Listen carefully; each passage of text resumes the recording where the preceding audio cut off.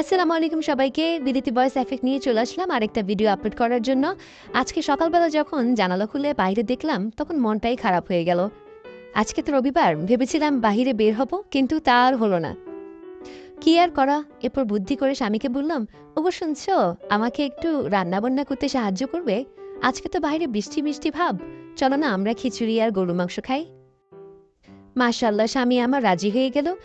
কিন্তু গরুর মাংসগুলো একটু বেশি ছোট ছোট করে কেটে ফেললো। আমি বললাম, এগুলো কি আকসা খাবে নাকি আমরা খাবো? কি আর করা, পুরুষ মানুষ কাজে সাহায্য করলে যা হয় আর কি। তো আমি সব কিছু মশলাপাতি এখানে একসাথে মিক্স করে গরু মাংসটা চড়িয়ে দিলাম।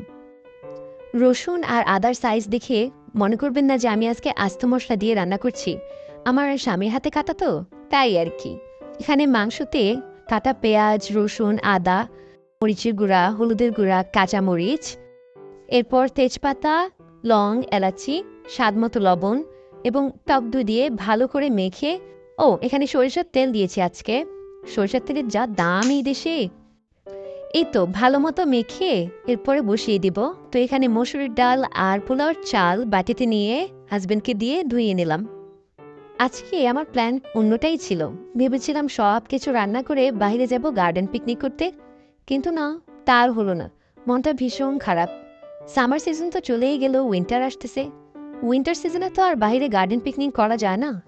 মানুষ কি বলবে যে সারা সামার সিজন তারা কি করেছে, এখন উইন্টারে এসেছে বাইরে পিকনিক করতে। কিন্তু আসলে আমি ইদানিং ফেসবুকে ঢোকার পরে যখন দেখলাম পাড়ার ভাবিরা সবাই একসাথ হয়ে বাইরে পিকনিক করছে, তখন আমারও ইচ্ছা করলো তাড়াতাড়ি ট্রেন্ডটা ফলো করে নিই।